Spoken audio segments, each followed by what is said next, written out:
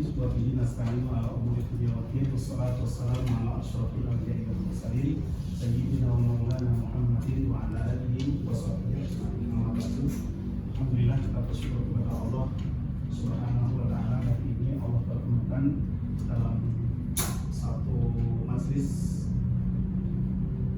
untuk mengkaji ajaran Islam, ajaran Al-Quran Karim, ajaran yang berasal dari Allah Subhanahu wa taala. Hari ini kita akan membahas tentang ruang lingkup ajaran Islam. Jadi yang perlu Anda ketahui bahwa sebelum kita belajar Islam secara kafah, secara keseluruhan, maka yang perlu dipahami dulu adalah ruang lingkupnya dulu, supaya ketika kita belajar itu tahu arahnya, mapnya kita tahu.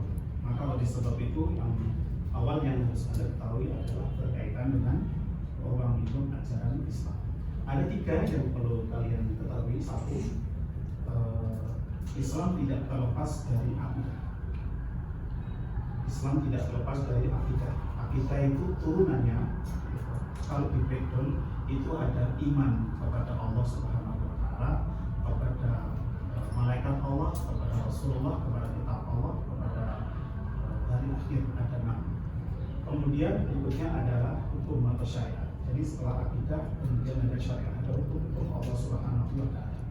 Hukum Allah ini mengatur berkaitan dengan bagaimana kita beragama sesuai yang diharapkan oleh Allah Subhanahu wa taala. Maka yang harus kita lihat adalah syariatnya, hukum Allah Subhanahu wa taala yang termaktub, yang ada di dalam Al-Quran Karim maupun dari hadis Nabi Sallallahu Alaihi Wasallam. Karena itu bagian dari sumber ajaran Islam. Nah, dan hukum itu terbagi dua. Hukum yang sifatnya mahdhah, yang khusus, seperti ibadah haji, seperti puasa, seperti salat, dan seterusnya. Hukum yang khusus ini biasanya kaitannya dengan tidak terlepas dari waktu dan tempat. Naik haji misalkan, itu terkait dengan waktu dan tempat. Nggak boleh haji sembarang bulan, itu nggak boleh. Harus sesuai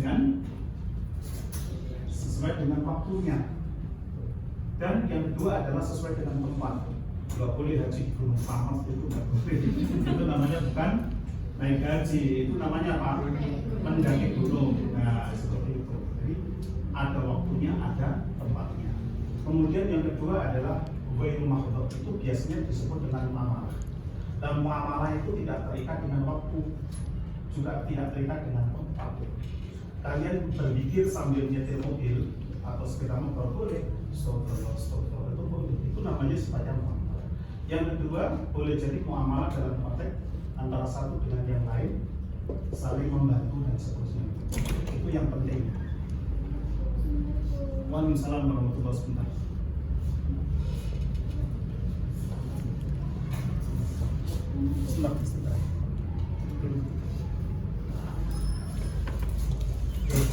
Teman-teman yang mau masuk, jadi kita stop dulu.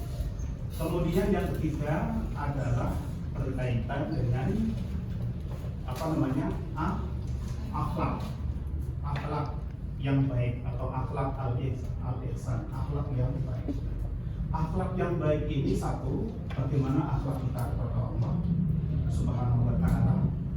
Kemudian bagaimana akhlak kita kepada Rasulullah, bagaimana akhlak kita terhadap sesama umat manusia, yang terakhir adalah bagaimana akhlak kita terhadap alam semesta ini. Itu semua diatur oleh Allah Subhanahu wa taala. Misalkan akhlak kita kepada Allah, apa yang harus kita lakukan? Ibadah sesuai dengan perintah Allah, sesuai dengan hukum-hukum Allah Subhanahu wa taala. Begitu juga akhlak kita terhadap Nabi, termasuk akhlak kita terhadap kedua orang tua kita, termasuk dengan alam. Jadi semua ini diatur, tidak seenaknya sendiri. Main potong pohon seenaknya, tidak boleh, ada aturan-aturannya. Begitu juga kaitan dengan orang tua, harus ada etika, harus ada sopan santun. Etika yang harus kita bangun. Nah, itu nanti di situ masuk dalam kategori A. Maka intinya adalah akidah syariat bagian ibadah yang harus kita lakukan, karena ibadah itulah nanti yang akan melahirkan akhlak yang baik, akhlak yang sesuai, akhlak yang dikehendaki oleh Allah Subhanahu wa Ta'ala. Karena tolak ukur segala itu adalah terletak di akhlak. Negara akan menjadi makmur kalau akhlaknya masyarakat yang baik. Tidak ada korupsi manakala akhlaknya baik. Semua tolak ukurnya adalah akhlak. Makanya Nabi diperintah oleh Allah menjadi penutup nanti sini, tidak ada lain bukan untuk menjadikan kalian kaya, tidak, yaitu innamal bu'itsu litammima makarimah akhlaq. Oke, sampai di sini barangkali Belinda ada pertanyaan. Perkenalkan Pak, nama saya Belinda Fadila, saya Absen. Di sini saya ingin bertanya tentang penerapan dalam akidah. Bagaimana penerapan konsep akidah dalam Islam, terutama kita sebagai mahasiswa perawat? Ini yang bertanya berkaitan dengan akidah. Karena interaksi, ya barangkali ada yang bisa jawab. Salah juga tidak apa-apa. Namanya juga pandangan Anda. Pandangan Anda itu kan boleh-boleh saja, namanya juga pandangan. Nanti kalau tidak benar kita perbaiki bersama-sama. Akidah itu menjadi penting, jawaban saya ya begini. Akidah itu menjadi penting karena akidah itu sebenarnya secara definisi maknanya adalah simpul, ikatan. Kalau kalian sudah diikat dengan ajaran Islam, maka apapun yang diperintahkan Islam harus kita lakukan. Itu namanya akidah. Karena sudah terikat itu tadi. Kalian misalkan Belinda sudah terikat suami istri, ini misalkan ya, maka apapun yang disampaikan suami sepanjang suami itu menjalankan perintah Allah, maka wajib tawadud, wajib mengikuti perintah suami sepanjang. Misalkan ini Belinda sudah nikah ya masalahnya, sekarang belum, sekarang lagi fokus belajar untuk membeli ilmu sebanyak-banyaknya. Jadi harus sepanjang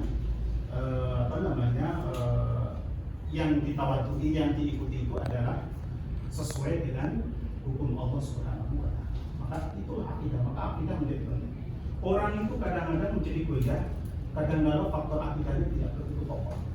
Akidah bisa menjadi kuat sepanjang syariat dipahami. Sepanjang syariat dipahami dan diaplikasikan, maka akidah akan menjadi kuat. Orang yang akidahnya tidak kuat karena syariatnya kurang kokoh. Oke, saya kira itu ya, Belinda ya. Oke. Mungkin Akila. Perkenalkan, nama saya Akila Reni Agustin. Pertanyaan saya mengenai hukum syariah adalah bagaimana hukum memakai cadar? Oh, ini bagus ini. Ini kebetulan yang tanya juga perempuan, yang ditanyakan juga berkaitan dengan perempuan, nggak mungkin cowok pakai cadar, kecuali master ya. Ya sebenarnya tergantung dia menggunakan mazhab siapa. Karena di Indonesia yang paling terkenal itu ada 4 mazhab. 4 mazhab itu sebagian ada yang melarangnya, tetapi ada juga yang memperbolehkan. Kenapa diperbolehkan? Karena itu bagian dari ajaran Islam juga. Karena jangan sampai kalau kita memiliki wajah yang sampai kemudian dipakumbar, kemudian banyak yang orang-orang yang kemudian melihat, kemudian hawa nafsunya muncul, itu juga bagian dari untuk menghindari itu, sehingga cadar itu juga diperbolehkan. Makanya sebenarnya yang paling penting itu bukan soal cadarnya, yang paling penting itu adalah bagaimana mereka memahami ajaran itu, sehingga orang yang pakai cadar tidak menghina orang yang tidak pakai cadar. Begitu juga sebaliknya, orang yang tidak menggunakan cadar juga tidak menghina orang yang menggunakan cadar. Oh, ini di situ saling memahami, karena bagian dari ajaran Islam diperbolehkan karena memang mungkin mazhab yang satu tidak diperbolehkan, tapi mazhab satu boleh. Maka oleh sebab itu ambil tengah-tengahnya. Yang penting tidak boleh saling menjelekkan, itu yang tidak diperbolehkan. Itu ya akhirnya. Kemudian audit barangkali yang mau ditanyakan. Mohon izin memperkenalkan diri, nama saya Audi Mianisa. Mohon izin bertanya Bapak. Iya. Tadi Bapak menyinggung tentang akhlak, ditunjuknya Rasul sebagai seorang utusan adalah untuk memperbaiki akhlak. Iya. Nah, pertanyaan saya, akhlak yang seperti apa yang harus kita miliki sebagai mahasiswa, terutama di jurusan keperawatan ini. Terima kasih. Jadi ini akhlak seperti apa yang harus kita tunjukkan, yang harus kita miliki, karena memang kaitannya dengan akhlak itu bagaimana akhlak kita terhadap Allah, kepada Rasulullah, kemudian dengan sesama. Akhlak yang terbaik adalah akhlak sesuai yang diperintahkan oleh Allah Subhanahu wa Ta'ala. Apa itu? Yaitu akhlak yang selalu satu, memiliki etos kerja yang tinggi, itu bagian dari akhlak. Yang kedua, kaitannya dengan memahami terhadap kondisi orang lain dan lainnya. Masih banyak lagi karena memang terbentur waktunya sudah tidak memungkinkan, maka nanti kita bisa lanjutkan mata kuliah yang lain. Sampai di sini dulu. Saya mohon maaf yang sebesar-besarnya barangkali ada kesalahan dari saya. Kita tutup. Billahi taufiq wal hidayah. Assalamualaikum warahmatullahi wabarakatuh.